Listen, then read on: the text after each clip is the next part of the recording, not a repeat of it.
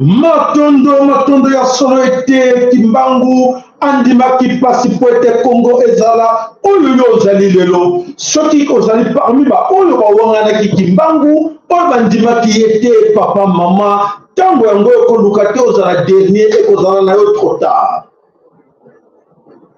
ekozala na yo trop tard po ete na tango oyebi teke ya solo mboka na mboka ezalaka na bakonzi nango koloba teke na ndenge egoïsme bato mosusu ezalaka ignorance bato mosusu ezalaka ke te ndenge moko te tingi koloba mingi tokoti na polémique wana te tozolobela bino ke mboka na mboka ezalaka na bakonzi na yango ozali congolais ozali be na Congo ozali mwana bilaka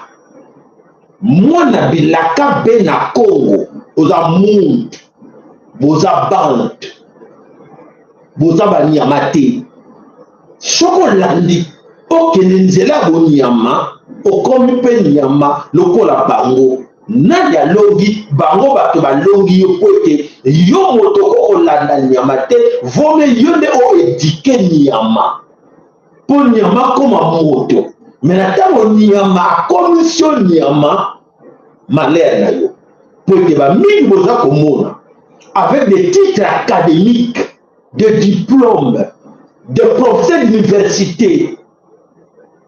Pour que avant il y a comme un titre wana. Avec titre wana na bonyama. Avant comme un moto bino bozo kai na sangu. Na butu azalaka nyama. Na moli akomi moto. Bana mama Congo, bozo comprendre nga.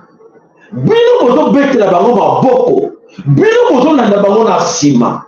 Boza komone na moyi, boza komone moto. Mais na butu azalaka nde nyama. Vous comprenez? Vous vérifiez. Vous avez un enseignement. Vous reprenez sa raison. Mingi boza komona boza envier bango na moyi. Ah, motuka kitoko. Ah, costume kitoko. Ah, bato baza kobetele maboko. Papa, mama, ndeko mwasi, ndeko mobali kolanda te. Avant loba lokola moto, mais na budo se transforma komaka nyama. Ba mingi bakana kanda na bino ndenge otikala bato. Bona nanga conseil na zolo bela bino. Pour être très important pour na bana na bino. Mingi bazaka na kanda na bino po otikala bato et yo zo senga ye mbongo oyo azo nyoko make a se transformaka alongo mota komi nyama na moment moko boye et yo apesa yo mbongo wana facilement yo dondo nango epesaka bango kanda. C'est à vous de comprendre. En ce moment, bato wana nyonso oyo boza komona la plupart bazala bavanda wana oyo bakenda sango oyo bavanda na miloko wana papa mama soka lakisi yo filme na ye soka lakisi yo pene ye esika ye alalaka soka lakisi esika pene ye aliaka soka bana mama Congo bosepela bolobake wi toza bantu toza fier d'être monde naza fier d'être monde tous a fiers d'être bantu. Alors, ce que vous l'avez dit, il y a un autre et cause à la passe mingi. Mais bisous tu as qu'on a fait pour la kosungabino, kosungabino kosung sa kotikabino bat. Oya mega kosala ki akosana landakete. Mon professeur, le PDG m'a dit, le directeur m'a dit ceci, ce patron m'a dit ceci. Il nous a demandé de faire cela. Il nous a demandé d'obéir en ça. Il nous a demandé de garder secret. Ah, papa, maman, n'a ya karane pour la benda yo. Pour la benda bino bato yo, bozo la kati na bobungi, oyo bokendaki na nzela wana le tete papa yaka zonga. Mama zonga, tala sima zonga moto, kokende bonyama te e kosala oyo rien. Bonyama wana futa kana ngote ezali prestige wala na Dakar na likolo na kati na mozindo baza kunyoko makasi. Ngai nazana ngai oyo ngulu kimbango lobike lobelaka bango lobelaka bandeko na yo pesaka bango toli oyo kingai malamu oyo kingai te papa mama matali yo. 1922, les prêtres du diocèse de Kisantu se rendirent à la prison d'Elisabethville pour écouter le prophète Kimbangu et sa mission. Le prophète Kimbangu dit: le Congo obtiendra sa première et sa deuxième indépendance, parce qu'il en est ainsi, c'est une promesse et la volonté de Dieu. Le roi des Belges sera emprisonné, mais il sortira de prison par la force de Dieu. Cette première indépendance sera obtenue par la force de Dieu. L'homme noir va chasser l'homme blanc de sa terre. Beaucoup des miracles se produiront. Les blancs seront terrifiés suite à la demande de première indépendance. Il y aura beaucoup d'obstacles, mais ceux qui auront été choisis pour cette mission vaincront absolument, parce qu'ils auront avec eux la force de Dieu, conformément à son plan divin. Un fils Congo sera le leader de cette première indépendance et portera dans son cœur la marque de l'Esprit Saint. Il sera choisi par Dieu Tout-Puissant pour être le guide du combat, parce que l'ennemi s'introduira parmi ses différents responsables. C'est pour cela que le pouvoir sera pris par un étranger, un de ceux qui sont venus d'ailleurs. Son règne sera aussi celui des étrangers, ceux qui étaient déjà venus au Congo. Ce chef va se désintéresser de Bakongo. Il sera très orgueilleux et autoritaire, et incarnera un pouvoir cruel et féroce à l'image du lion. Il régnera pendant plusieurs années, en changeant beaucoup des gouvernements et les choses. Et même le nom du pays Congo, il le changera. Il ne voudra pas quitter le fauteuil du pouvoir, mais sa fin sera une fin des malheurs, de tristesse et de honte. Le Congo sera complètement détruit. Il y aura des malheurs. La population se lamenteront auprès de Dieu. Les guerres reviendront. Mais ce chef persistera pour rester coûte que coûte au pouvoir. Les richesses du pays seront accaparées par des étrangers et s'amuseront avec l'argent du Congo comme ils le voudront. Les salaires des fonctionnaires seront payés très difficilement. Il y aura beaucoup de vols et de détournements massifs des deniers publics. Les routes et les entreprises seront détruites et en même temps, il y aura une désorganisation totale du pays. L'argent aussi perdra toute sa valeur. Mais par la force de Dieu, la population mangera encore un peu de manière convenable. Mes paroles ne passeront pas sans que ces choses ne se réalisent.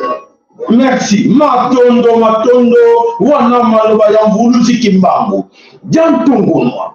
Yesono maloba wana esali ya nzambe oya tijeki na kati na ye, ya moto ako vivre nango, bilebo to ako mona, nana kolonga na yango ke, eloba makiti, eloba maki ya moto ako mona, ba détournement makamutu.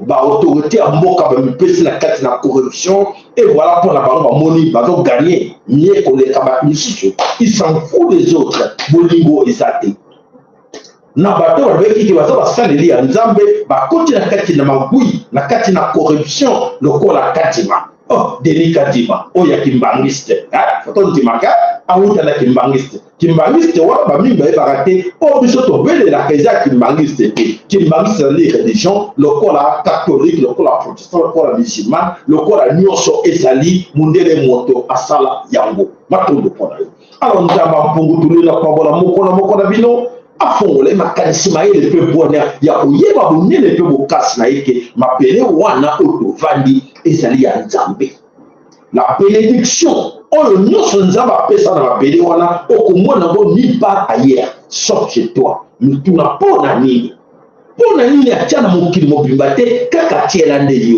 yo nde luka oyeba. Voilà bandeko bana somi ekolo Congo en ce moment oyo c'est tous ces grands politiciens se préparent, cherchent à savoir comment garder son poste, garder le ministère Nabango, garder le pouvoir Nabango, ou revenir dans le pouvoir, ou entrer pour endurer le Congo toujours comme d'hab en erreur. Ces gens-là, quand même à beau côté, ils cherchent, ils sont là, ils sont tous là, ils sont dans les loges, ils sont partout dans le moment où ils ont été bango parce que batamboni na kati na ba loge nyonso na ba temple satanique nyonso na bisiko nyonso oyo ya mabe soki basengi fukama afukami vanda avandi telema telemi pesa mosima mokongo tala posa ya mokongo na yo apesi pesa na sala bopa akosala po ete abayebisi ete non il faut koma mokonzi pouvoir wana ezali ya nzambe te ezali ya satan oyo bazozwa yango na kati na bafétichere bamarabu bamasicien basataniste oyo nyonso baza kosala mabe na kati na mokili me ntango wana baza kobosana nazorapele bango nalobelaki bino bana mama kongo bosala repentance soki bozwaki biloko wana na maboko ya mindele na maboko ya bapaya bozongisa yango nalobelaki bino yango avant yango tosali nakanisi 2 ans nalobaka mikolo nyonso bana mama kongo yo oza mutu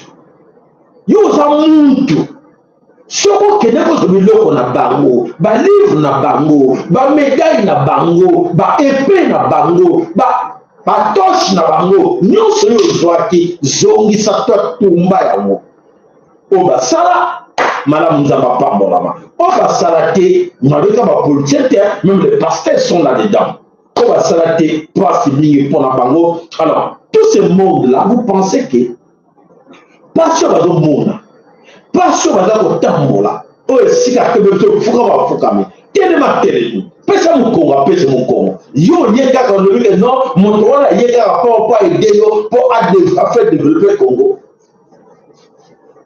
na tuni bino nani boresone moto ayebisi vanda avandi moto ayebisi fukama afukami moto lokola ye ale gumba mokongo longola bilamba tikala bolumba gumba mokongo gumbi mokongo moto wana vous pensez ke oyo bazobise lemboli lia ale moto wana akoki kosala bonheur mpona mboka kongo etombama mboka ya nzambe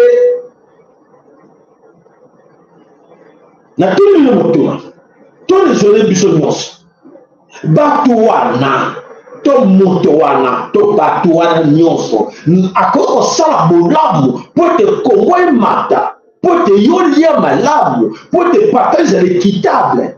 Ces gens-là n'aiment pas ces histoires-là, de cette histoire de partage équitable, parce qu'il y a une autre il y a un gumbi au Congo, il y a un vie, laisser bilialia, il y a un salier, il y a un salaki. Alors, akoyoka yote, akoyoka binote, akoyoka bateau, salaki no salawana. Maintenant, pour la bino, pour la compréhension, tant que coquille peut être solo 63 ans, auto vivre dans cette situation où il y a Batouana, 63 ans. Et voilà, le pays est bloqué parce que Bateau va Fukumi Sabaro, Bateau va Boumba Congo, Bateau va les Sabaro Bilialia, Batouana de Bazana Bako, Badinide, Baroba Zachuba maître. Mais nous n'avons pas l'objet, c'est fini. Nous avons bombo.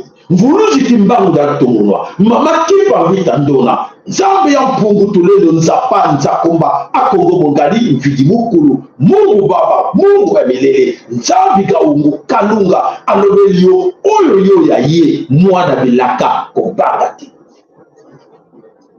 alobila lobela yo mwana bilaka koluka yete yo vanda wana maboko neserobele pembe ya yo tango ekoki tango yango ekoki yango yo ya verso ya la vérité ya bosolo ya nzambe tango ya bango ya ba sataniste et ceci bali ba renouveler mais le kuta ba kolonga te croyez-moi yo zo la bango na sima yo zo yo ba pesa mitindo yo salela bango yo yemba pona bango yo kumisa bango yo sala campagne pona bango pona ye keba ko maudire bana na yo keba ko maudire les bota na yo utiliser yo, bakozwa chance na yo, bakozwa étoile na yo, soko yente ya malamu, utiliser yo, yo kantika do pesa yo ya malamu, njoka do pesa yo, avo benda ba chance na yo. Ndeko yokinga, panza sango pe bandeko nyonso oyo yo yebi bango nyonso yebisa bango ke ya solo ke tango ekoki oyo to le wana kati ya idiosi. Alors tango ekoki po ete toyeba bobiso te balinge nini nzambe asengi message nini atindeli biso. Alors moko na bino partage message na bandeko nyonso tango ya grâce ya nzambe ekoki bolela te bobanga te elikia kwa Congo ezozala libéré. Congo ezozala libéré. Oh nyonso oza komona bolela te bamama nazopekisa bino. Mama aza kolelaka biso ye. Ntango pesa ngo esila mokolo nini nana kolibere Congo yo te. Nzambe ye moko mokolo biloko wana alobi stop ye moko aza kolibere Congo. Ana ba armée céleste plus puissant que armée nous sur le monde entier.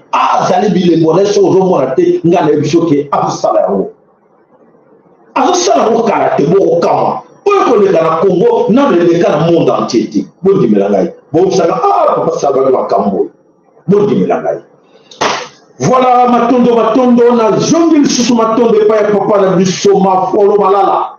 Azali kati na biso abundaki bitumba oyo bitumono sitoko bundeza pe pona ye. Seigneur peut te la commonaille, papa ma folle malala, mato. Voilà mes chers amis, Félix et Antoine Chilombo aujourd'hui à Sakana moto la katina na front la katina Nord Kivu à jouer na Ubwenge. L'Ubwenge que Félix a joué maintenant va le dire bitumba ya solo guerre de combat et zalaka médiatique na combat armé. Alors en ce moment là combat armé autre est commis. Il y a saleté. Et le combat armé et le combat médiatique est commis très sale. Parce que les gens, ont une sagesse. Il est important de comprendre. Sagesse.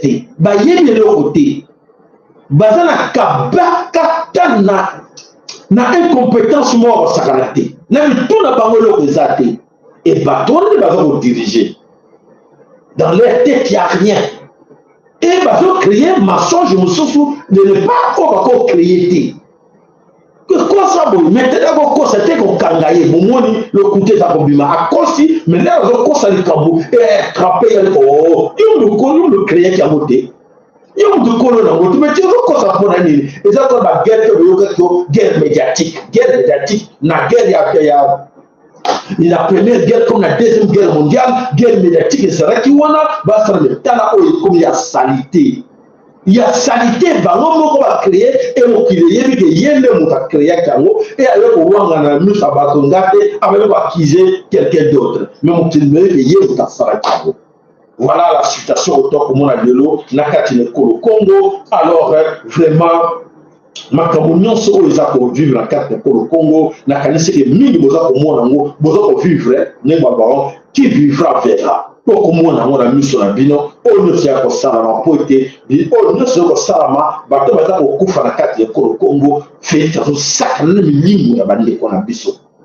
Félix a sac de millions de bandits qu'on a biso, on a tiré encore bachar de canon, na katina, na quoi ne s'accate pour bateau va pour couper. Mais Félix n'a maman sanaye, bateau sagana, on va se cabato wana. Ah ben non, bateau couper en dégué la bango. Nous sommes à la base, pour même ma force voilà carte de Congo, pour la télé aussi les contrat, la carte de Nairobi, n'a pas connu sur la carte de Congo. Et ces gens-là va te payer comme mémoire et ok, va comprendre la bosse la bango que tu ne vas pas la mise sur la bino, tu ne vas pas le temps pour la bango la mise sur la bino, mais va bosse la bango. Mingi va bosser parmi Bissot. Bah, il y a des karaté, pas même 10 ans passés. Si nous allons à Kenya, Costa Rica, là à Genève, bah, quitter là, il y a un grand moïbi. Bah, quitter là, il y a un grand moïbi. Bah, on a Kenya, non? On va dire que na retiré signature, na grand moïbi. Ouais, la Kenya, non? Kenya, mbo kabanani. Kenya siège à banani, il y a un pire et ma tout, non? Kenya siège y'empire Imatuti. On regroupé Batuti nyonso. Et Félix ça se retrouve que wana koma. A quel moment s'il a contrat wana koma pour la ligne. Ben ça que le président au PC cadeau. Et le Félix a dit dans le force Est-Afrique au Yana Congo, c'est dans un. Bon, comprenez que les bateaux, il y a qui va s'arrêter sur 14 mois na Kinshasa, bazaki nourrir, loger, makamutu, bon, ya Chilomo. N'a yoka qui a monté, qui a s'arrêté pire na Bamobo. Vous voyez bien, ok? Mais si vous allez payer sous Chilomo, à cause de la porte, on a terre. Et si tu le monde comme ça va bourrer à vous. Parce que tout est clair. Tout est clair là. Et là, il y a comment il y a comment dans le Macamo, nous sommes il y a peut-être un bateau au tête de l'eau. Voilà. Alors, il est temps. Il est temps que chacun de vous, avec la réalité, à Macamo, nous sommes et que nous sommes la Katina Kinshasa, il y a toujours que oui, Félix avant mérité échec.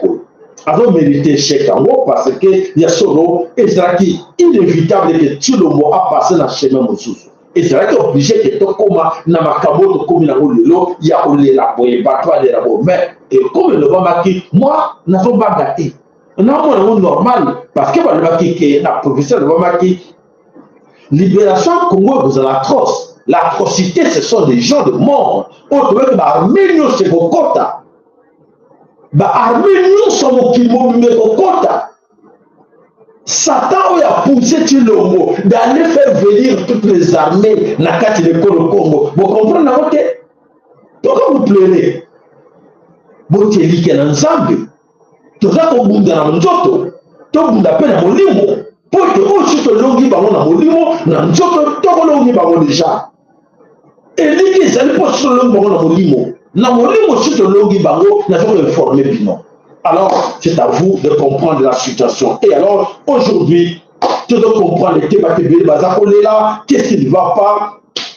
Et tandis que Baïba qui bien que Félix a Kokoma, a Kopé, ça m'a tout na mire, Nengi Atsuki, Nakati na mire. Et donc, il y a encore plus grave l'homme. Mais prudence, n'a pas de quoi ébélé, au bas de quoi il y a piège à Chilombo. Oh, Chilombo est utilisé, n'a pas moment n'a yé Asuka. Ezala yo Kassayen, Moulouba, Ezala yo Mukongo, Ezala yo Mungala, Ezala yo Mouswahili. Oyo kokwela na kati na piège ya Chilombo, eza malédiction pour na yo po ete esengela kitokoma, esengela kitokoma no yo mo miko ici po ete yo ka bisote. Pour na tango yo soko yo kite yo na limbongo, ba sombi yo na mbongo wana. Otekisi bana no na le boto mo na mbongo wana yo za kolanda. Matondo na bino, matondo na balike na bino, matondo na baker na bino, tout se fait dans le mingi, matondo na nyonso. Alors voilà, aujourd'hui, tant que le baki, mon balanga inganga, nous voici là, ba prévient wana, nyonso mona dike, oui, tout ce qui wapi, Félix accueilli comme mabande, comment, ba cher kano, oyo, bande ko epele, ba sali ko yebate, sikanini, ba komi de l'eau, mingi ba koufi. Bakuvi pona mangongi pote bateo mangongi ya bandeko na biso epele oyo le tant tuza koloba bango bazo yoka te bazo semblant ya koyoka biso te ba passer message te et voilà bandeko ba mikoti na kati na ba mikoti saki na kati na piège tola d'abord biso koya na biso awa même yimo comme on a regardé azalaki surpris il a que le moment n'est préparé israélien a fait une formation la mobile israélien nous avons morti on a exacté nous avons RPG exacté c'est l'israélien à cette formation là quand on a commencé à mourir à la mission là ok mais la zamba parce que il faut accélérer ça là il faut bloquer ça là mais l'israélien comme on satisfait la contribution nous avons ça qui manège on a combiné accélérer la mission pour monter ça là là Bolanda alors dans le monde il y a demain et toujours que comment on a battu la mission à ça là il y a des gens il y a l'armement la compagnie d'appui qui est la bombe au bout de la journée oui le gomme la bombe et le résultat pour le cambio tu le cambio mission sur la réalité et le résultat on a beaucoup de gens ok qui là je vous dis force spéciale à la mission là et la commune mais comme la question là tu vas dire ça la défensive tu m'as dit ngomba au sein de la tour des fusiliers nous les allons au tiens de ma chez tout comme ça dans le moment la tour des fusiliers alors la même chose que chacun de nous avait 6 chargeurs la 6 chargeurs on a ici tout ça il a 4 les 2 autres tout le monde pour on ne sait jamais tout aussi sa mission dans le retour on a vu ce que on a fait alors les 2 chargeurs ne peuvent sur la mission combien on a vu ça il n'a pas si Clément Clément Moro Boulaki et Sika autre message dans noté Manu Boulaki Makasi et l'armée n'avait rien prévu comme la main de faire les bisous on a mis l'armée n'avait rien doté comme Gojo et là la mission de là mais c'est la notion on y a la mission que ça nous a dit 20 francs pour ration la mission de la poussa et là il y a la somme je vous dis maintenant tout comme on a tout petit la Wazalendo tout petit la Maïmaï n'a pas parmi nos Wazalendo au nom de travailler ensemble, le rôle de la nature de cesser les faits, moi j'ai engagé à mes athées, Wazalendo dans la première ligne de fond, il a été commandé à la deuxième ligne de fond, puis surtout à la troisième ligne, à l'automne juillet. Les acquis été prévus. En fait, dans la mission, il y a eu des solutions. Wazalendo dans le nom, on a des solutions dans cette zamba, pour nous récupérer l'équipement de la mission en minute qui faisait alors, plus surtout, de négliger on attend des options dans ce bon, on a dit que la mission, après, il a été commandé sur la ciment. Pour tout le contraire, quand il y a un moment de la année, au terme du saut, le roi a négocié pour le mettre à bord. Alors, après toute l'émission, tout le monde a cette émission donnée dans le production. Dans cette on nous avait dit de mettre tout dedans. Parce que, dire la vérité, tout ça, la première. Tout ça, la TNJR, la TNA force spéciale, le gouvernement, tout ça, je vais faire ça. Après toute l'émission, toujours sur le site qui m'a dit faire cette émission. La 5 minutes, la sniper, dans la 3, dans la MZ4, dans la MZ10, dans la Ramon.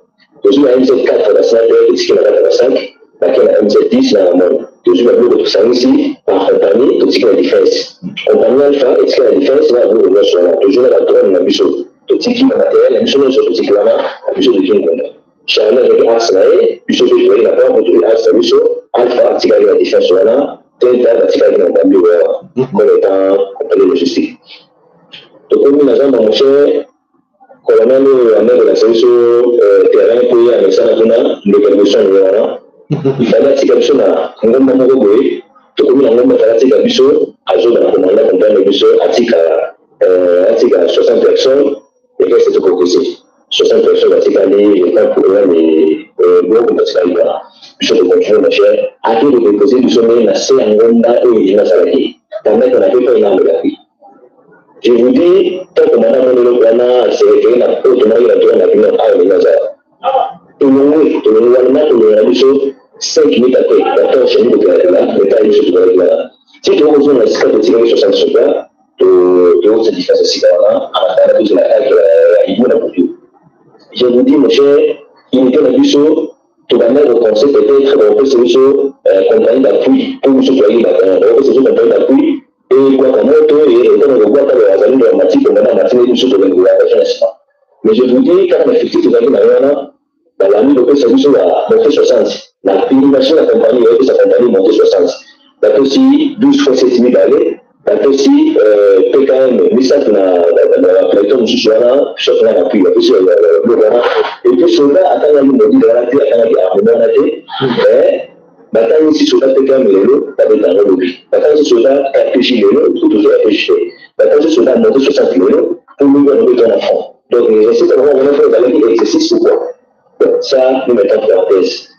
Donc, comme je fais pas, tout le monde dans la main, il pas. Au lieu, on va aller dans la première ligne, on va aller après, on va aller dans la ciment, la mission, nous sommes dans la première ligne, on a été commandé la ciment. On va aller à la tenue et la mission noire de la technique.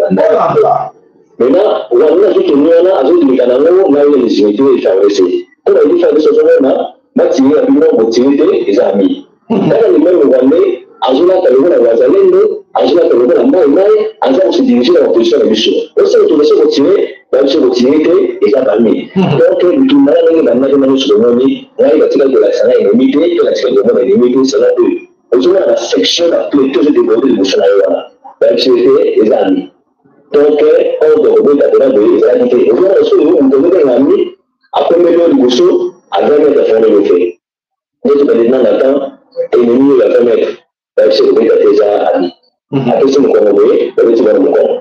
dossier compliqué, là, la charge de venir dans ça c'est sérieux, on a engagé sur ce combat. Et ça va dire, alors, tant qu'on a des données, la texte du fait de fait les candidatures, alphabétique à la Guana, la famille. Dans une bien la mission à la Guana, la salle, la mission, la mission, la salle, la mission de 4, la salle, la salle, la donne, l'équipement de la mission à la Guana, la Zalem de la Suango, la Maïma de la Suango, la Inventeur de la Safari. Tout ça, la défense est déjà tombée, de compter les cochers. N'a pas décoché, mon cher, je vous dis, Maïma, je vais être sur la salle, le Congo. La Zalem, je vais être sur la salle, le Congo. Inventeur de la Congo, et puis, quand je vous dis, nous avons un bâtiment dans la carte à la nous avons tout, la famille du souffle spécial, dans l'équipement de la Kinano. Donc, je ne sais pas, et ça qui, la liberté, c'est mon va toucher par rapport à moi, ça qui a l'accès de les choses de côté, ça, c'est vraiment un sabotage. C'est une haute trahison où il y a eu un peu de la travail, sur le terrain, et ça, c'est l'élément de ma casse. Les gens qui m'ont cassé, plus sondé, tout ce qui laissait aller. Aux hommes, les mieux, ils ont observé que le bébé a été à l'année. Mais quand la nuit, on a dit que le problème, on va pécher. Les gens qui se sont tous pour vivre. Bolandi, n'a pas que bien, Bolandi a très bien. Alors, en écoutant l'audio, pour comprendre que la situation est confuse dans le terrain. À l'origine de la situation, tu l'as monté de courant à tout. Tu l'as monté de courant à tout parce que tu dois le bas. Frontière. Nous sommes en guerre. Ces gens-là, ils vont la guerre.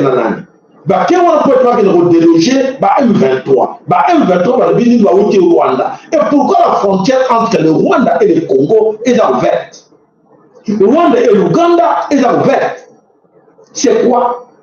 Nana doit sa ordre de frontière n'est qu'à pour décréter l'état de siège. Voilà, on déconnecte comme la Katina embuscade, tenir à Bango, tenir à FARDC, tenir à Bango, et pas d'ennemis. Alors bien, alors aux hommes on peut dire qu'il y a un ennemi en face d'ailleurs, nous font la mort, nous font la mort côté.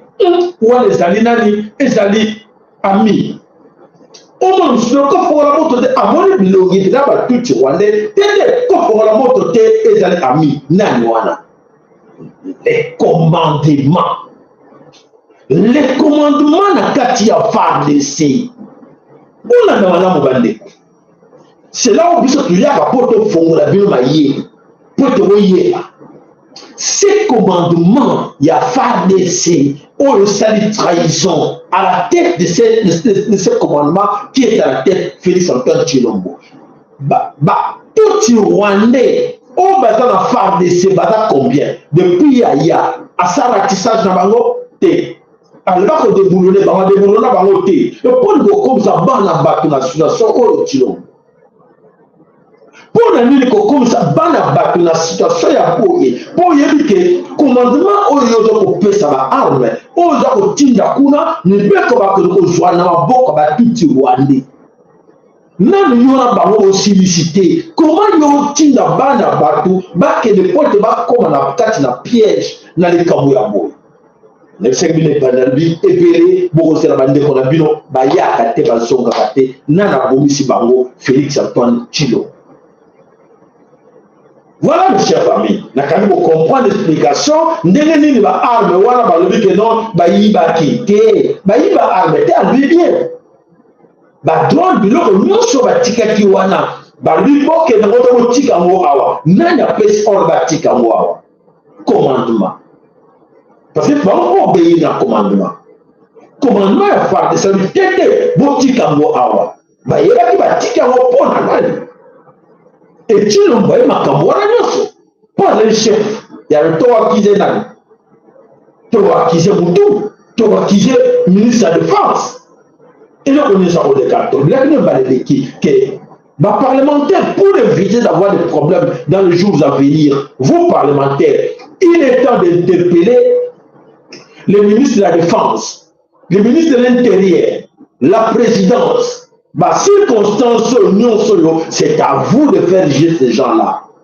Ils ne sont pas au-dessus de la loi. Ces gens-là ne sont, même le président, ça est au-dessus de la loi. La loi, c'est la loi. C'est la haute trahison. Comment boyoki témoignage au clair, il y a dossier où.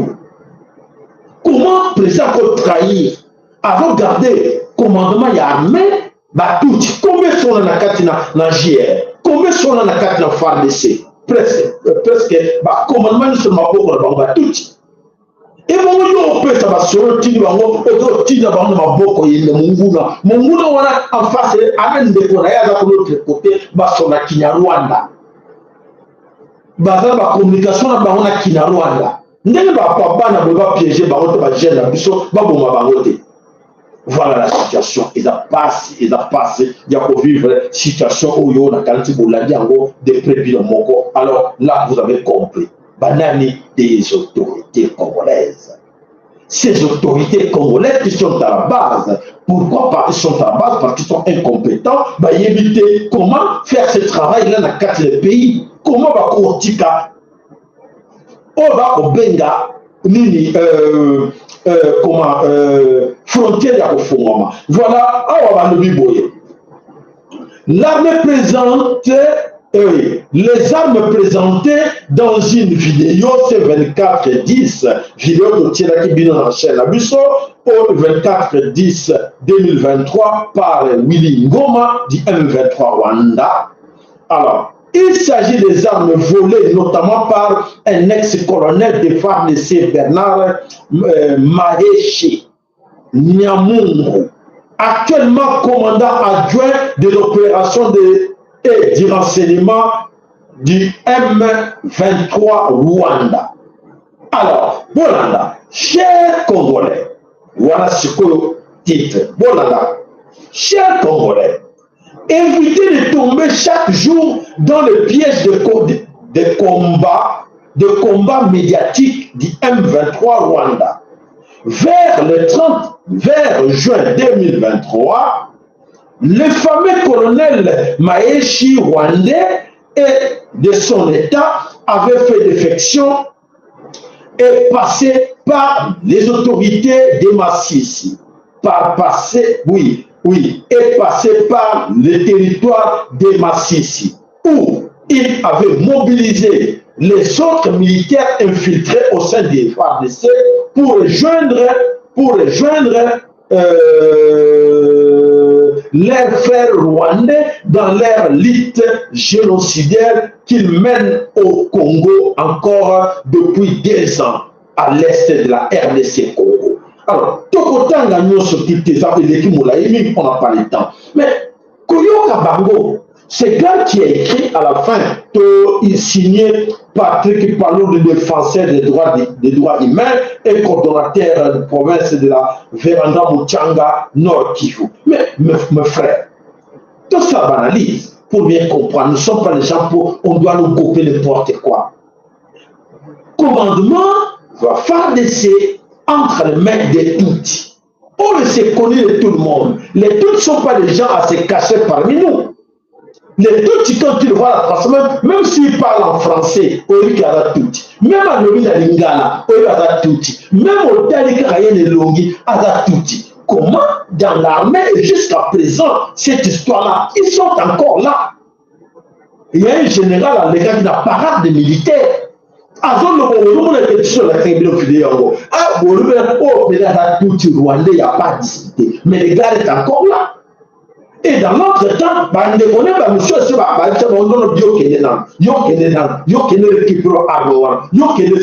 comment nous allons gagner cette guerre avec les Tutsis rwandais tant que le commandement militaire de la FARDC est entre les mains des Tutsis rwandais? Mais toujours arrivé au quoi? Tout comme ils sont la boule, tout comme ils sont la idiot, pour ne pas comprendre la situation. Tout le monde est là, quand on a des crocodiles de Chilo avec ses amis. Alors, il est temps que chacun de nous comprenne la situation. C'est bien clair que Chilombo a allé à la base de cette situation. Autant que vivre le carte de Congo a épargné la situation à Yébi. Que Yéde Moutou a allé au terria, des réunions sur les accords de la carte parce que Yéde Moutou a créé cette situation où nous s'en sortir dans le moyen, s'en sortir dans les actes parce que le commandement est entre les mains de tout Rwandais. Et ce commandement-là, basé sur la carte à Kinshasa, basé sur la carte à présidence, basé sur la carte à l'institution, et alors, pour le là. Pourquoi vous plairez? Bonjour là, parce que le commandement c'est Kinshasa. Kinshasa nous avons commandé. Kinshasa nous avons donné l'arme. Kinshasa nous avons tiré le bateau. Les bateaux qui ont marqué avion. Ailleurs que autant de personnes te disent bango employement dans telle place, dans telle place. Nana yeli a voté que Rwanda Moutou a allé pour diriger Bito Moara Nyonso pour les Chilombo bon banabat. Pour les Kobumisa banabat comme ça Chilombo. S'il te plaît, résolu. Il a surtout en Kosa, Moutou Kosa, Azana été. Mais bal de Keba yeli de menteur. Oyo Kosa na Congo Sunani wa Konkora yo Azana été. Et bien on pinga défendre vos frères. Bah j'ai mon toi qui a posé la bango. Bah quelle est votre formation d'Israël dans votre monde quelque chose avec la louba bah école non so mais bah ça va Congo après tout. Toi qui a pour mon la République et même bango dans formation il fallait l'État ou gouvernement et bénéficier nation et bénéficier na service na bango. L'autre tu vas pour là. Pour la pour aller parce que commandement mais commandement est qualité et ça on a quelque chose ça. Vous êtes complice, ça c'est la haute trahison. C'est confirmé, c'est la haute trahison. Ah, les questions de collaboration sur les talibans, bateau sous la dans ma colotéité. Mais vous voyez la haute trahison, c'est quoi? Quand vous dites que ça c'est la haute trahison, vous sortez la haute trahison, mais comment? Pays, ils ont un service de la défense, ils ont un service de renseignement, ils ont un service de la sécurité, ils ont un service nyonso. On va donc foutre à un mort, il y a pays où on a. Et pendant 2 ans, je dis bien, Bounangan est en train de mettre un petit groupe de gens, plus de 200 personnes, il y a comment de tout Rwandais. Et dans l'entretemps, on a plus de 400 000 personnes. Et l'effectif n'a pas laissé. Mais vous ah, Djambi. Pardon, ma Congo a passé mini parce que là, nous sommes déjà avec ces gens-là et toujours comprendre le système, bazo sans la carte de Congo et les autres, bazo comprendre en autre, ils a passé. Alors, Tokende, Sabino en image, les autres, Oyo, bazo Kamba Congo. Tokende, la ministre, il y a défense. Non, toqué la ministre il y a intérieur. Ministre intérieur pour les amis, pour la Sabino, ministre intérieur et ça dit ministère. Pardon. On estime l'administration, l'intérieur, les renseignements, des stratégies, on est Kabaramboka. Ministre intérieur, nous te cible quand même l'élection. Ministre intérieur, nous te cible la police, Yamboka. Ministre intérieur, nous devons diriger ma gouvernorat, donc, ministre intérieur, il ne faut pas donner à n'importe qui. On peut faire n'importe qui. Ce ministère intérieur est ça entre les mains des incompétents. Et le résultat est là. Intérieur, na défense, na finance, ya mboka, na renseignement, ya mboka. Entre les mains des gens, on a dit non, Chilombo. Mais c'est quoi cette histoire, Chilombo? Même Yomoko, ça ne te gêne pas quand nous on parle comme ça. On ne t'insulte pas, mais on te dit la vérité, Chilombo. On n'est pas là pour t'insulter. Mais ça nous fait très mal parce qu'il y a des victimes, il y a mort d'hommes. Mais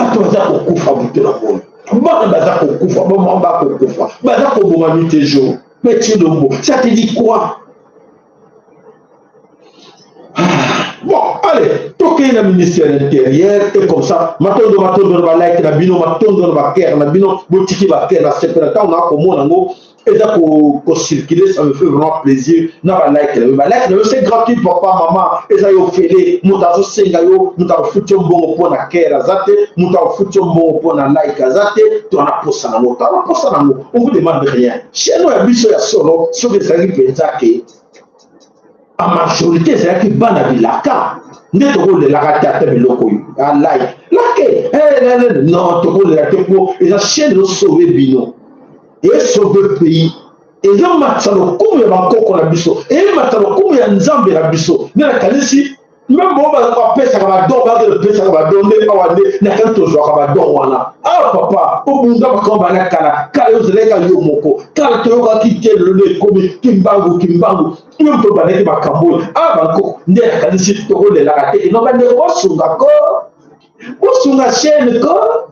Et cotisation total avec des milliers, plus de 15 millions de Congolais de la diaspora qui ont été on va aller Banda, on va l'Andaka, à l'année 1000, à l'année 2000. Ceux qui disent que nous tous sur la chaîne, la personne. Exemple, fierté pour tout le monde est l'exemple. Mais Tarana Moté, voilà, ok, tout ça va à côté. Allez, nous sommes là pour vous aider, pour vous donner l'information. Sur nous allons en considération aux gens la légèreté et tario. Moi, je te donne gratuitement. Mais grâce, il y a des comme sous Oyo, Bazan Bolingo sur la chaîne, va foutre internet, va foutre quoi pour te yo gratuitement. Pesabango, merci. Donc, on a maman Ananou Sakweno, le on a Mikael Mukobo, le on a papa Nabiso Mouta MKN, le on a papa Nabiso William, maman Nabiso Marie la Katina Dallas, le on a Tonton Lemba. Nakanse la route à mine dans Lemba. On a les mythes marna baroté. Ah, baroté. Oh, la pesa après que non, il va foutre Bakomboan. Bazé Belité. Bafoutre, on n'a pas pesa dans Baroto. Donc, qui a dit bien. Bon, allez. Toké qui a été dans la rébellion, ne vous en faites pas. Allez, Toké. Ministère de l'Intérieur, qu'on est dirigé par qui? N'a pas dirigé. Au ministère de l'Intérieur, c'est ce monsieur ici, le Tchoukoura Peter Kazadi. Au ministère de l'Intérieur, le prix Nobel de l'hydrochinone Peter Kazadi vient de nommer son fils. Ivan Kazali. Regardez ce jeune homme, Ivan Kazali. Ce jeune homme n'a que 33 ans. Aucun niveau, aucune expérience. Ce jeune homme que vous voyez, 30 ans. Son nom c'est Ivan Kazali. Son père l'a nommé directeur du cabinet adjoint. C'est lui qui tourne à l'heure où je vous parle au ministère de l'Intérieur. À côté, il y a sa maman. La femme de Peter Kazali est toujours au ministère. Peter Kazali, le Tchokova, le prix Nobel de l'hydrochinone. Ce jeune homme que vous voyez là est directeur des cabinets adjoints de son père, Ivan Kazali. Il a 33 ans. Au cabinet, on appelle la Finiko Mwanayarwa. Ce jeune homme a paralysé le ministère de l'Intérieur. Nous sommes un pays en guerre. Nous sommes un pays où il y a des colonnes. Nous sommes un pays en pleine sécurité. Vous prenez la sécurité intérieure du pays, vous donnez à cet avocat de Bakouti qui s'appelle Peter Kazali, il va prendre sa femme et son fils de 33 ans, il leur laisse la gestion de la sécurité du pays. Ça fait 4 et 5 mois. Les gens ne sont plus payés au cabinet de Peter Kazali. Et au moment où je vous parle, Ivan Kazali vient de paralyser toutes les structures du ministère de l'Intérieur. Toutes les structures du ministère de l'Intérieur. Il nomme ses amis. Le fils à papa, à Finiko, Ivan Kazali à Finiko. Prenons par exemple la structure qu'ils appellent MGS. Je crois que c'est le mécanisme gouvernemental de sécurité. Peter Kazali vient d'imposer un homme qui s'appelle Roger Moundeke. Ivan Kazali a imposé a fini comme tu as imposé. Et mes caméras étaient sur place et j'apprends qu'Ivan a négocié avec Roger Moundeke dans la structure qui s'appelle MGC. Allez, tu vas voir. Ils ont mis des fictifs, une centaine de fictifs, des gens qui n'existent pas. Dans le salaire de la ils ont mis de la poche chez Ivan Kazali. A fini. Alors Ivan a tiré au poids, comme le monsieur a assuré une centaine de fictifs à son nom et il a mis à joie de ce Roger Moundeke. Son oncle maternel, comme on a dit Chanou Kalala. Son oncle maternel là, après on a attendu la Congo, après on a la Belgique. Vous voyez, Babo Batanga, la Belgique, Ivan Kazadi, le fils de notre Tchokova qui est au ministère de l'Intérieur là-bas, vient d'imposer son oncle Chanou Kalala. Aïe, aïe, aïe, aïe, aïe, aïe, aïe, aïe, aïe, aïe, aïe, aïe, aïe. Tokosuka wapi na batu oyo. Tokosuka wapi na batu oyo. Voilà, ministère de l'Intérieur. Na tango ja magui, mafia, na kata ministère de l'Intérieur. Et bon, secrétaire Boko Zalamanam. Mafia, na kati ya bureau oyo esengi ke esala makambo sérieux pour que mboka penda bazala na ba pareil oyo osala ke mutu akotaki na Nord Kivu to na Sud Kivu to pe na Katanga to pe na Bandundu bayebi ke akotaki na Congo aza signalé dans les mains des gens comme ça na main ya bateau ya bateau à boy. Vous espérez encore que non, on va aller aux élections, comme ça, on va organiser, comme ça, on va sur le deuxième mandat, comme ça. exploiter le deuxième mandat, c'est encore plus grave, c'est encore plus grave. Et que c'est la plus grave avec des gens pareils. Voilà, Peter Kazadi. Ah, Ezakia, qui les a passé. Alors, bande Tokei, na Katina, na Nord Kivu, Sika, théâtre, Yamakamono, Saiko Salema, Oyo Saiko Bundana, Beleko, Congo, Yasolo Tokomona, Kunake, les alliés passent Migi, Félix a commis Mbéya Minomi Balé, c'est lui qui est à la base en fait de tout ce que nous voyons là, la carte de Congo, la trahison des accords, Sidiaki, aujourd'hui Tilomo fait semblant de ne rien comprendre, fait semblant de ne pas comprendre ce qui se passe dans la carte de Congo, mais il y a au terre à la base, il y a Biloko Union sur Ayeba qui je regrette comment aujourd'hui la responsabilité, à comment président Kanté qui c'est qui? Et c'est incroyable comment on comprend que il fallait ça non, l'engagement qu'on a signé pour qu'on a lobby de l'appliquer en carte de Congo et voilà, la situation est là. La carte de Congo, bâtiment sur basé au Cameroun, et ça voyait la biseau. Voilà, mais comment on se met le Congo, il y a solité, nyonso, otakoloba, voilà, bâti biso, tout tangi na ba information, ou ba pesi biso, pour la bino, pour le terrain, la bino, tokolobe la bino, ya nyonso, pour être oyo, et c'est le koleka, kuna toke, den balubike, bandeko oyo, bazali ko bunda, kuna na katina, na Nord Kivu, toyo kamamo. Consternation d'alarme, nos larmes ont encore coulé. Nous plairons pour nos frères, nos sœurs du quartier Massossi, dans la commune d'Outia à territoire de Béni, dont les vies ont été sauvagement arrachées lors d'une énième attaque de terrorisme ougandais à Defnado. Maison et sans lieu bien dérobés, blessés ressassés, 26 morts enregistrés et nombreux déportés disparus. C'est là le triste bilan occasionné par cette attaque intervenue dans la nuit du lundi 23 au mardi 24 octobre 2023. Nouvelle-Élan déplore ces massacres de nos compatriotes et condamne avec véhémence le silence coupable et complice de la communauté internationale. Afin de barrer la route aux ennemis du pays, Nouvelle-Élan invite tous les Congolais à l'unité et à la solidarité nationale. En outre, il recommande qu'il soit observé à l'échelle nationale et deuil à mémoire de nos compatriotes tombés et à communion avec toute la communauté de Béni. Nouvelle-Élan réitère son attachement à la proposition de son candidat président de la République. Wana Buzoba, candidat faire quoi dans ce problème où ils allaient Kolobawa, alors bien contre Buzoba, il y a un candidat. Voilà, alors, incursion de l'armée rwandaise au Nord Kivu. Kinshasa appelle à des actions urgentes et vigoureuses de la communauté internationale contre Kigali.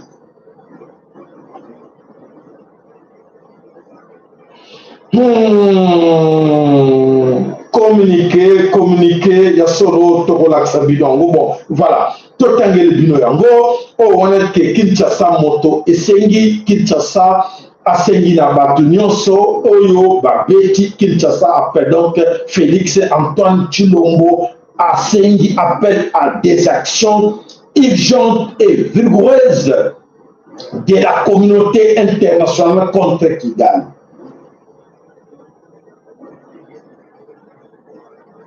Chilombo.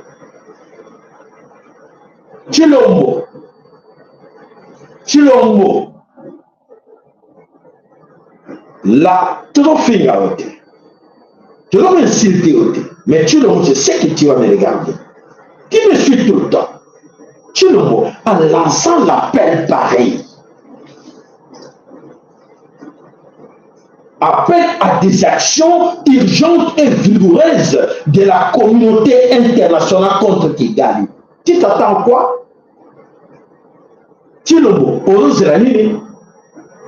Bandeko, dans le rasuo, la lingala pédé à sort pour faire comprendre Chilombo. Comme ça, les autres amis vont comprendre. Et ça, le corps auquel la quartier Moko, yo tata yo jeune oyo ozali na 40 ans 30 ans 40 ans 50 ans ou 60 ans obali ko marcher na quartier modo kende omoni mwana moko un adolescent de 8 ans ou de 10 ans abimeli yo aye vie kone yo vie avec double pas yo tuko mwana ni na zo bekanga boy ale yo tata yo jeune il y a 40 ans, 50 ans, on m'a dit qu'on est là. On secours, venez, venez, venez. Ma vie à 14 ans, on va faire moi. On est à la quartier na bango, mutatini et ça va vieillir mot quelque part. Mais yo mo la bango te. Yo ne le pas la bango ba ya. Les bango pour salon ba obeta yo to ba ko aider yo. Parce que Batouana, aujourd'hui là, tu appelles les actions urgentes et vigoureuses de la communauté internationale contre Kigali. Mais tu joues avec qui? Tu le montres ça, nanana. Tu penses que ma communauté va à niveau tu as le point avec un petit comme Kigali. Et tu demandes à la communauté soi-disant internationale de venir au secours. Et toi, tu es là dans la tête du pays avec plus de 400 000 sur 1 million, sur 1 000 de police et de soldats qui dans la formation. C'est la communauté internationale.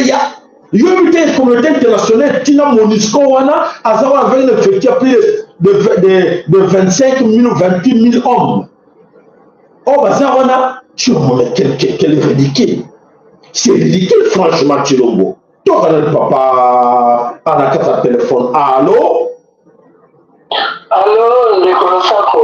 Lo Sako Ndeko. Malgré pas la carte, si on a besoin d'intervention. Oui, les mineurs, il y a sur le tambour, le gris, mais on sait que tu réponses. La communauté internationale, elle a déjà, MONUSCO, elle a déjà. On est à déjà la Congo depuis plus de 60 ans. Non? C'est donc l'incohérence, ouais. C'est grave. Matondo, vraiment, c'est millions. C'est millions de les talibans. C'est millions d'écouter ce genre de messages en lisant le mieux. Nous sommes où? Et là-dedans, aujourd'hui, c'est les officiers supérieurs militaires qui déclarent que non, nous sommes obéissants avec la communauté internationale. Nous, on faut respecter le cessez-le-feu. Mais vous jouez avec qui? Vous jouez avec qui? Tout le monde est na Ukraine, na Palestine, na Ukraine, na Russie. Tout le monde est pitakani. Loi internationale, mandat d'arrêt international dans ce continent. Nana Bayango. Tout le monde est na Palestine. Bakay bon va bétani ministre Israël a pas seulement le rapport. Il y a omis devant tout le monde. Mais je m'en fous de vos condamnements. Mais comment? Donc, nous sommes va mourir, va bolonner, va idiot, il y a un monde entier. On doit comprendre qui est cette communauté internationale, Chilombo. On met sur la place de Chilombo. Donc, ça dit que tu penses que tout ce monde-là, oui, Chilombo a lancé l'appel à la communauté internationale des actions urgentes et vigoureuses. Mais oui, Chilombo, vraiment, a saigné la communauté internationale à mener des actions. Quelle communauté internationale? Tu rêves ou quoi? Chilombo, tu rêves à quelle communauté internationale? Ah, Nzambe. Voilà, mes chers amis, voilà là où le niveau trop bas. Ça, c'est un niveau trop bas. C'est pas un niveau là dans le 21e siècle. Quelqu'un qui dit qu'il est autorité président d'un pays comme le Congo en 21e siècle. En plus, on a fait une hégémonie occidentale, internationale, il y a Bengi, et puis surtout comment petit mot est manqué, en menaçant, puis sur le Congo, il y a Rwanda, avec le compétent, tout va jouer double, puis sur le il y a d'accord. Ba vie moya ko ba ozoete. Moya ko zoete. Moya ko zoete. Mais tu es malade ba bengo tala mukola kuzogo. C'est ça. C'est ça qu'il faut mériter. Ba fille mukola zoba. Pour moi, mon cœur, avec mon coucher pas na yo, avec mon bête yo, yo le lutter. Moya ko zoete. Moya ko jele mesure. Moya ko bête la ngaye. Vous êtes malade. Vous êtes malade. Vous avez un sérieux problème. Alors, madame, on a sommé Congo, il est temps que chacun de vous a comprendre que aujourd'hui, voilà la situation qui se passe là-bas dans la carte de Congo. Nous avons un sérieux problème. Un sérieux problème avec les autorités du Congo. Autant que moi, la solo, nous sommes la traduction à l'image que nous avons que ça le Kouta dans le Kouta. Il ne faut plus croire dans le bateau, le bateau dans les bossos comme l'autorité à Moka parce que bango est basé dans l'origine. Il y a manière, il y a passé Oyo. Ils ont constamment Congo parce que ils ont vraiment trop ridicule quoi. Voilà. Alors, ceux qui ont compté vos théories, ceux qui ont su parce que bateau nyonso bayebi ke mapé des autres de Kanaka le Congo bango bayebi yango mais ils s'en foutent de ça. Alors pour bayebi ke ba Congolais bazana bango bazoba na tout na bango bayebi te. Alors pourquoi on ne parle pas en fait de ce qui se passe actuellement en République démocratique du Congo. Et oui, un vrai génocide. Et pourtant, on n'en entend pas parler. Plus de 10 millions de morts. Sous silence. Vous savez, les yeux sont tournés vers le Moyen-Orient. Et oui, c'est médiatisé. N'oubliez pas, je soutiens la Palestine. Seulement, tout le monde ferme les yeux sur ce qui se passe actuellement en Afrique. Mais ça n'a rien. Mais vous ne le savez pas. Ils sont en train de piller, d'exploiter des enfants pour les ressources, pour financer la guerre et les guerres à venir. Et oui, voilà pourquoi on n'en parle pas à la télévision. Mais sachez que si vous fermez les yeux sur ce qui se passe en République démocratique du Congo ou en Afrique, vous fermez les yeux sur la Palestine.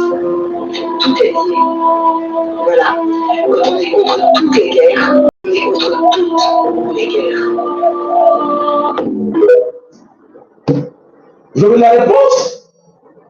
Quand une Française, une Européenne, voilà, donc on a créé son génocide dans la carte de Congo, et tu ne vois pas ça. Celui français, le jeune fille, la guerre, la côte, moi, l'homme, ne dis pas ça. Ne dis pas ça, chez nous, il n'y a pas ce génocide. Non, madame, ne dis pas ça. Félix Akopekisaya Loba.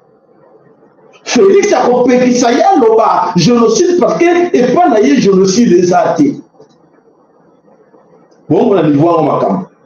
Je pense que beaucoup en fait bino, alors c'est là où vous allez comprendre que voilà la situation est très grave, très critique, parce que biso moko bako le Congo, bato ko mona biso toza zéro, et alors les autres bana pour saper ya ko le la biso ezate. Alors petit calendrier.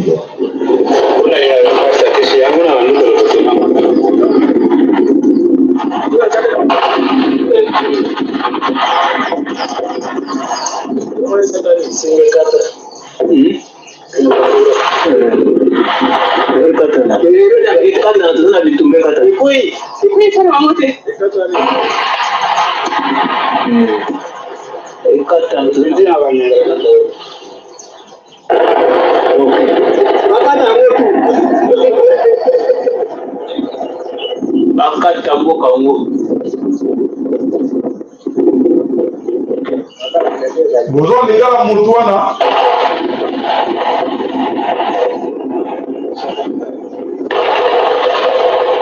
Ok, voilà, ouais. Moi, photo vraiment qui vous aussi tous allez. Vous allez toujours continuer comme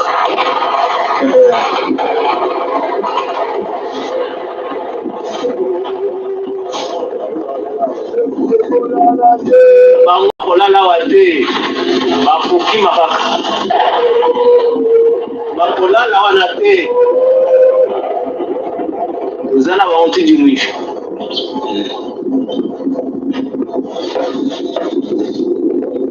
hakuna kulala abatalala pale okay bakolala te okay batalala pale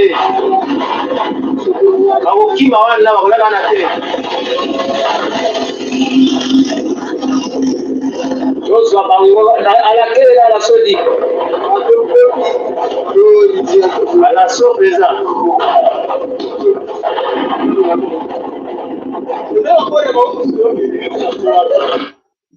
Voilà, là c'est la situation sur place au terrain. Boyoki attitude na bango, boyoki bandeko balobi ke bakata basinga courant bakata nyonso, boyoki binomoko wana basoda ya FARDC oyo Félix Antoine Tshilombo bazobeta na mosika,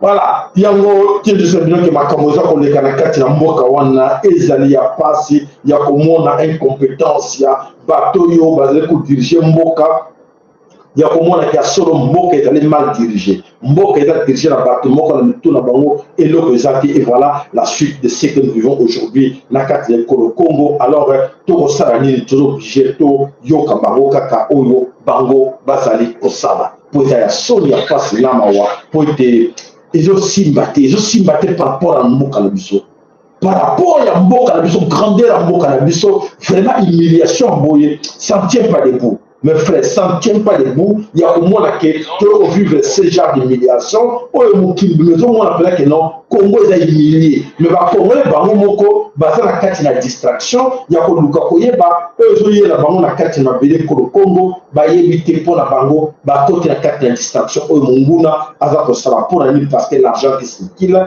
mbongo za ko tourner na kati na bandeko. O bazo corrompre bango butu la mo na kati na politique. Alors, l'argent, le reste est le bango et le côté.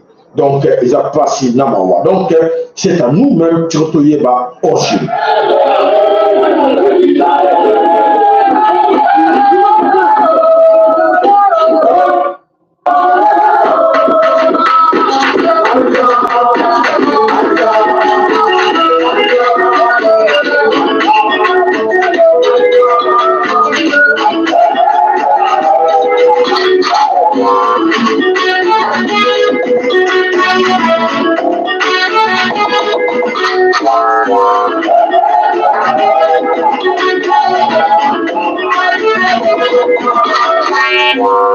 Voilà, au pays des hommes intègres, au pays kuna, pour la kotala o nini eza koleka na kati na mboka Burkina Faso, na kati na mboka Mali, na kati na mboka oyo bato ba ko comprendre que ya solo mboka na bango eza na problème et c'est na bango ba te de mapoite ba luka solution pour na mboka na bango ba na posa mbongo te mais ba na posa ba sauver mboka na bango. Alors Traoré a fermé toutes les portes de la France. Les matières premières et le sous-sol burkinabé n'iront plus en France. Emmanuel Macron est gravement touché et Vladimir Poutine apporte son soutien à Ibrahim Traoré. Toi, oui, toi, je t'assure que tu ne peux pas tenir longtemps. La France n'a plus accès au Burkina. Il doit plier ses bagages, faire sa valise et rentrer chez lui. Si tu aimes l'action d'Ibrahim Traoré, écris en commentaire Ibrahim Traoré. Cette fois, si Ibrahim Traoré a vraiment frappé là où ça fait plus mal. À partir de l'instant où je te parle, le sous-sol burkinabé et les matières premières n'iront plus en France. Il a aussi exclu l'accès des produits finis de la France sur le territoire burkinabé,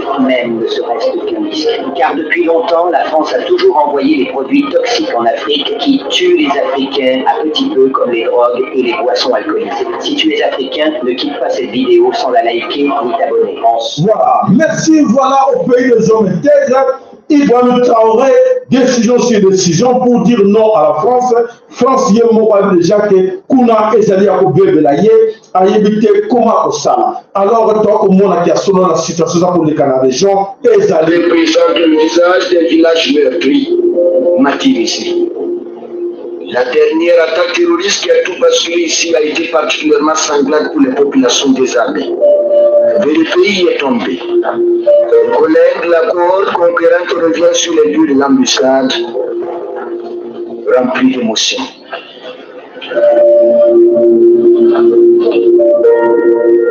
Le guerrier reçoit l'ultime hommage de ses compagnons d'armes avant de rejoindre les sépultures.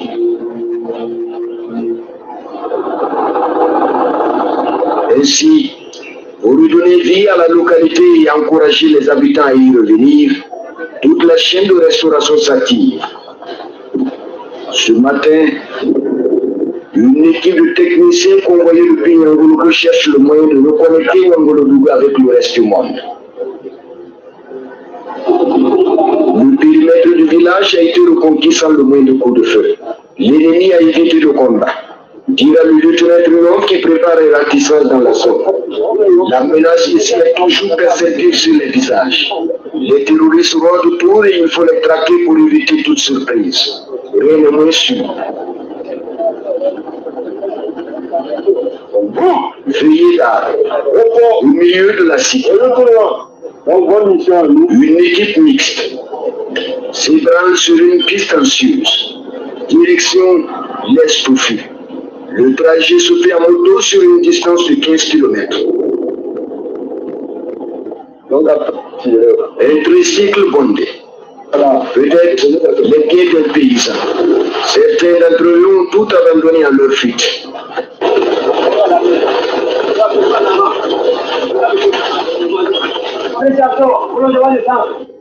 Des hameaux de culture. Ici, les champs présentent une belle physionomie, avec au milieu des habitations désertes, scellées. Les fouillis est suicidé pour les combattants qui prennent tout de même le risque. Ils ont pris les motos. Sur le bidon, on va rater. Celui qui sont dans les parages. Voilà, mes chers amis, alors voilà ce qui se passe dans la Burkina Faso. Les gens sont très déterminés. Alors les combattants, la force, va déterminer d'aller jusqu'au bout pour mettre tout ce monde là dehors. Et alors, dans le Congo, il y a une grande complicité et une grande tradition des chefs de l'État complices dans cette histoire. C'est pour cela que aussi là jamais, c'est le système et qu'on continue à kaka ndegewana. Mais voilà, au pays des hommes intègres, comment les gens sont déterminés d'aller jusqu'au bout. Au Keba Bengana, Banguna Nyonso. Alors aujourd'hui, la France, Azalaka Bakata un problème. Azalaka quoi faire encore pour venir, pour récupérer Burkina Faso, récupérer Mali, c'est un problème très sérieux. Vient de déclarer la guerre à Vladimir Poutine aujourd'hui, le samedi 21 octobre 2023. Oui, il a déclaré la guerre à Vladimir Poutine par s'attaquer le Burkina Faso, c'est attaquer la Russie. À l'instant où l'armée de Ouattara a atterri sur le territoire burkinabé, le capitaine Ibrahim Traoré a fait appel à Vladimir Poutine. Grand aux 35 soldats que Vladimir Poutine a envoyés à Ibrahim Traoré, l'armée de Ouattara a été neutralisée en moins d'une heure. Voici les dégâts de la guerre. 3 soldats burkinabés tombés, 8 blessés. Quant à Ouattara, il a perdu 47 soldats, 29 blessés et un hélicoptère bombardé. Vladimir Poutine a averti Ouattara de ne plus mettre pied sur le sol burkinabé. Lors de l'attaque, Ouattara a demandé de l'aide à Emmanuel Macron et Macron lui a dit de se débrouiller tout seul. Cela provoque le mécontentement d'Alassane Ouattara et il rompt tous les liens entre lui et Emmanuel Macron. Abonne-toi et partage. Voilà, mes chers amis, la situation comment dans la région, il y a l'Ouest et l'Afrique, voilà la situation. Alors, tout à côté, il y a Makambo, il y a Nicolo, il y a pour des situations, il y a Bande Kukuna, Baza déterminé parce que la population est consciente de la situation que côté la catégorie Tumbana, la Tumbana, et comment il y a la population va le dire, pas question de céder à la pression des Occidentaux. Alors, Tokei au pays des Occidentaux, Oyo, Félix et Antoine Chiloma Lobi, Badaba camarade Naïe, Tolanana. C'est passé hier à New York. Situation franchement étonnante au Conseil de sécurité des Nations Unies. Prise de parole d'Antonio Guterres, le secrétaire général. Jusque-là, c'est normal. Sauf qu'il va tenir des propos au sujet de ce qui se passe entre Israël et le Hamas, qui vont provoquer la colère, l'immense colère d'Israël et de son ministre des Affaires étrangères, Eli Cohen. Regarde. Il est important de reconnaître que l'attaque du Hamas ne sort pas de nulle part. Le peuple palestinien subit une occupation étouffante depuis 56 ans. Je suis profondément préoccupé par les violations claires du droit humanitaire dont nous sommes témoins à Gaza. Que les choses soient bien claires, dans le cadre d'un conflit armé, aucune partie n'est au-dessus des lois humanitaires internationales. Nous allons maintenant vous montrer ce qui s'est passé hier à New York. Situation franchement étonnante au Conseil de sécurité des Nations Unies. Prise de parole d'Antonio Guterres, le secrétaire général. Jusque-là, c'est normal. Sauf qu'il va tenir des propos au sujet de ce qui se passe entre Israël et le Hamas qui vont provoquer la colère, l'immense colère d'Israël et de son ministre des Affaires étrangères. Voilà, comme on vous dit tout le temps que le monde bouge. Ce monde qui bouge, Guterres ne l'a pas changé mon langage pour un paquet à la pression. Pression oni et aussi bien la carte dans ma camoufle de cas na Israël parce que la puissance il y a Palestine le pays arabe et comme Makassi comme on a perdre de situation. Mais est-ce que chez nous on comprend cette situation? Na carte et le Congo.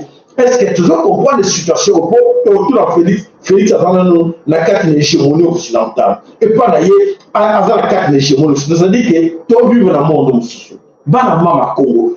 Donc, nous avons pas ciré au Congo, les autorités congolaises vivent encore dans le monde là du XVIIe siècle. Ils vivent encore dans ce monde du XVIIe siècle. Le monde bouge comme toujours même les coloniaux, le monde va bouger, mais ils rêvent toujours dans ce monde-là du XVIIe siècle ou du XXe siècle. C'est-à-dire que tout comme la ère verso, bango nyonso moto akobangisa moninga azate toke na monde pardon na monde multipolaire mais chilombo mpo na ye na bato na ye mpo na kolakisa donc toujours que il faut avoir la matière pour comprendre bien la situation nini oyo eza koleka na kati na mokili bato ebele baza comprendre yango te ça fait vraiment très mal de nécessaire. Voilà. Inquiétant la crise au Moyen-Orient. Maintenant, la marine chinoise se positionne dans le Golfe. Oui, un journal hongkongais s'interrogeait hier sur l'endroit où pouvait bien se trouver la 44e force opérationnelle chinoise d'escorte navale après qu'elle a pris part à un exercice conjoint avec la marine royale d'Oman. Quelques heures plus tard, le ministère chinois de la Défense diffusait la destination et les images.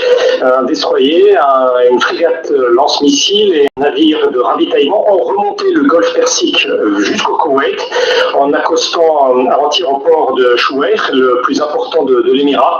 200 militaires et diplomates étaient là pour les accueillir. L'armée populaire de libération parle d'une visite de bonne volonté qui s'achèvera dimanche. La mission entre dans le cadre du partenariat stratégique entre Pékin et le Koweït conclu en 2018.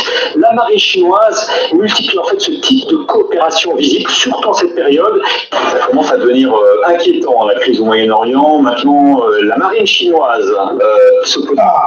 Voilà, mes chers amis, quand vous allez comprendre la situation, comment ils ont bougé dans la région, dans le monde. Le monde est dans la faute. Le nom Makamoni Chavo de Karakati, le monde va te dire, va s'appuyer par l'autre, avec de vraies frontières. Même Benjamin Netanyahou, l'actuel chef du gouvernement israélien, est venu l'affirmer devant le Congrès américain.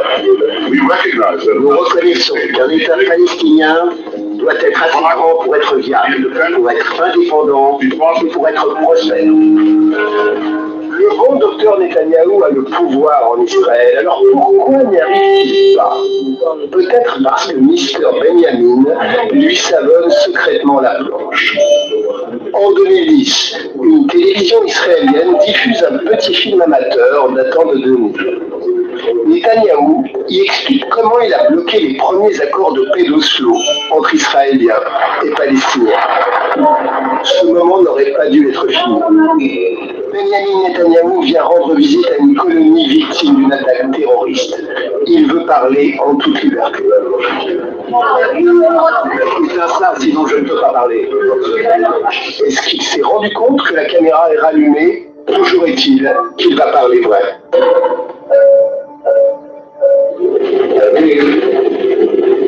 Je vais vous expliquer comment j'ai interprété les accords d'Oslo pour éviter de rendre les terres conquises en 67. Netanyahou a repéré une ambiguïté dans le texte des accords d'Oslo. Israël peut exiger de définir des zones de sécurité.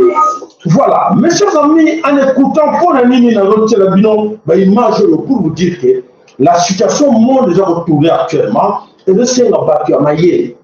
Dans nos pays, le Congo, batamaye le soki basali bako mettre à genoux même la communauté internationale. Soki batamaye le salaki bako comme ça bango que non, ba stratégie menée ensemble parce que Tshilombo a raté l'occasion. Tshilombo a raté l'occasion en or où il fallait profiter de la situation. Ce qui a saisi ça, c'est ce qu'on appelle la fin de l'hégémonie occidentale. Ce que Tshilombo comprenant qu'est-ce qui signifie la fin de l'hégémonie occidentale et l'arrivée, il y a R et il y a verso.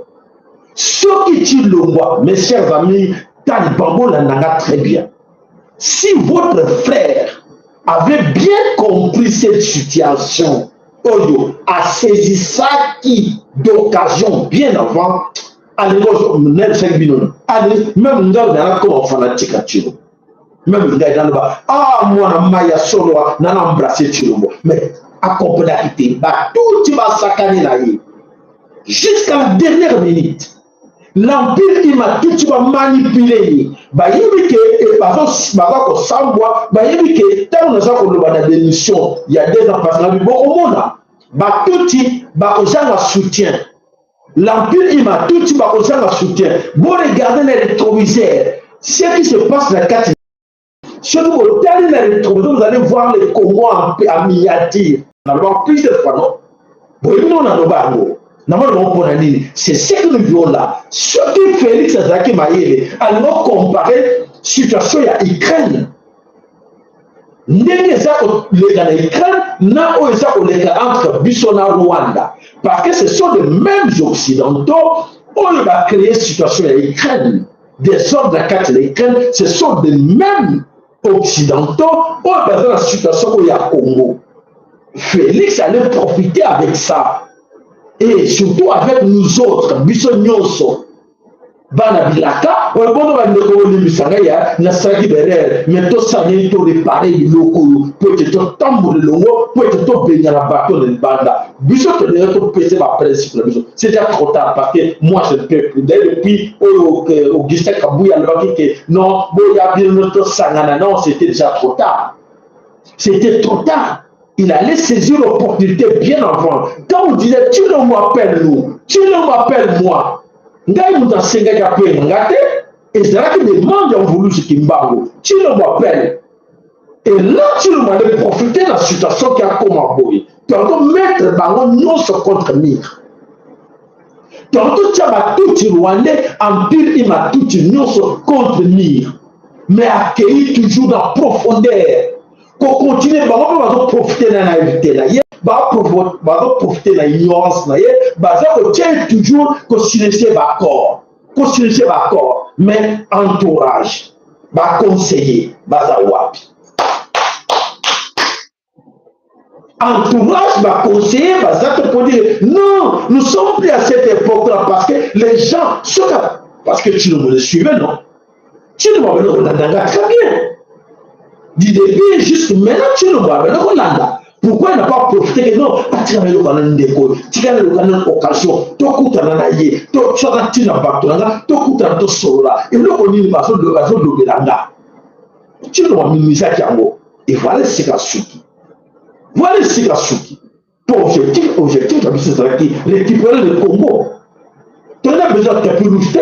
Tu as besoin de récupérer le Congo en passant par lui parce que c'est Yénémoto, beaucoup. Mais regarde le temps qu'il a perdu.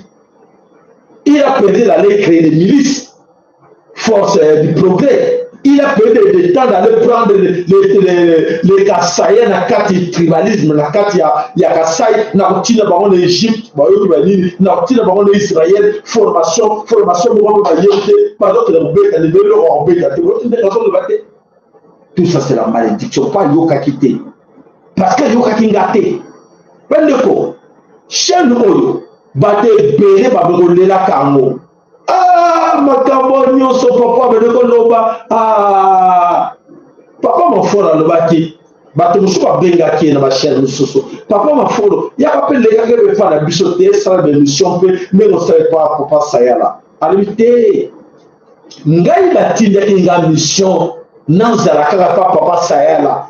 Non, ça la papa Sayala. À chaque fois que le papa Sayala, on l'embattait. Kolembate, nous avons la victoire. Non, frère, sérieux. C'est un mausolée. Mausolée, monument, il y a papa, ma folle. Et tu as dit tout le monde a mausolée, dans le monument, il y a papa, ma folle, pour ce travail, mission à Zraki sur cette terre. Mon temps dans la mission là. Et voilà, t'as beau fouet, vous croyez là. Oh, bah, moi, on a légèreté, qui est voilà Félix Serasuki. Félix Asuki. Pour la Mangongi. Mato Mangongi. A Kansegi Loretta Merta pour protéger. Ma belle Kimbango, yo y'a Loretta Merta, yo y'a marabout, na ma belle Kimbango. Na ma belle encore qu'on a vu ça. Oh, ma kata bango ma boko ma kile sopana yo ya ba marabout ba magicien ya mo kimobimo toni sabango Chilombo, il fallait chercher à savoir et ma belle tiaki le kolowana ke ba nommé yo. Il fallait même pas essayer d'aller chez un étranger, ça c'était la malédiction. D'aller chercher un étranger de te nommer, et c'est une malédiction pour toute ta famille, la première taille. Jusqu'à la 5e génération. Si la 5e génération après yo, ils vont faire ça, croyez-moi.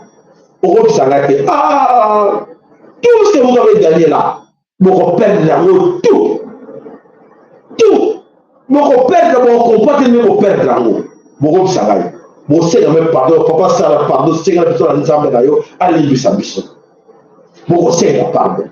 Bino makila ba ndoko do sopa o za ko tanga ba mama so to talmi ba mama zo kata ba kingo ba adep c'est quoi c'est la Monisco yo ba mama ba ndoko ba telemi na ndortivu ba benga la Monisco o empêchaki te ba benga la Monisco te comme le baki na roi pe asenga pardon te va tika la wana ah voilà.